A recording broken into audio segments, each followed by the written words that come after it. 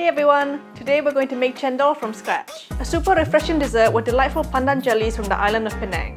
To make the cendol jellies, we only need 2 ingredients, pandan juice and cornstarch. Traditionally, cendol jellies are made with mung bean starch, but they can be tricky to source. So instead, we're going to use cornstarch, which is a lot more accessible. First up, let's make the pandan juice. For this, we need 4 to 5 pandan leaves cut into strips. Add all the cut leaves into a blender and top it up with 450 ml of water. Blend on high until you get a super green juice like this. Place the fine strainer in a jug and pour all the pandan juice into it. Squeeze the remaining pulp until it's dry. Next, get 90 grams of cornstarch and place in a bowl. Then we can pour in all of the fragrant pandan juice into the bowl as well. Add a drop or 2 of green food coloring. This is completely optional, but I like how it helps bring out the natural green color of the pandan juice.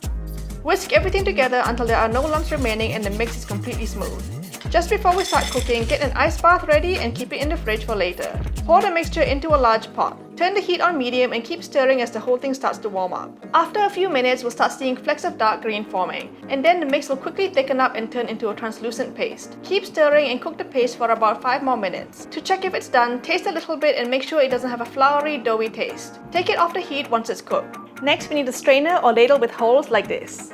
Take a spoonful of the paste and plop it onto the ladle. Then with the back of the spoon, press the paste through the holes and into the ice bath. We'll get long noodle shapes. Some will be shorter or longer than the others, and that's completely fine. Let the cendol jelly sit in the ice water and set before using, or just store them in the fridge right away.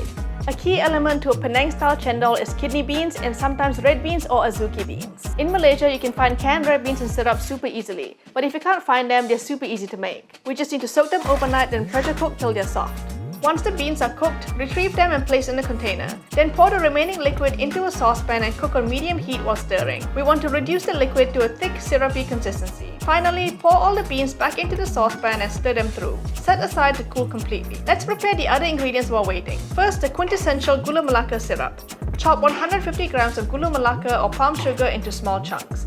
Place into a saucepan and top it up with 175 ml of water. Tie 2 pandan leaves into a knot and nestle them in. Cook on medium heat until all the Gula Melaka has dissolved and the pandan leaves have wilted. Leave to cool. For the coconut milk part of cendol, pour 375 ml of water into a saucepan or small pot. Place 2 knotted pandan leaves in and boil on medium-high to infuse the water with the sweet pandan fragrance. Once the pandan leaves have wilted, get a box or a can of coconut cream and pour it in. This is 200 ml. Stir the cream with the pandan water and let it heat through for about 1 minute. Add a 1/4 teaspoon of salt. This is to enhance the creaminess of the coconut and to bring some balance to the overall dessert. Like all the other elements, we have to let it cool completely before serving.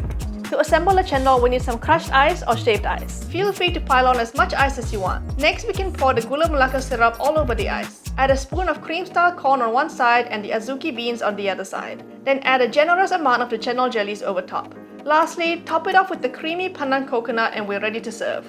For more Malaysian dessert recipes, watch this video next and I'll see you over there. Thanks for watching.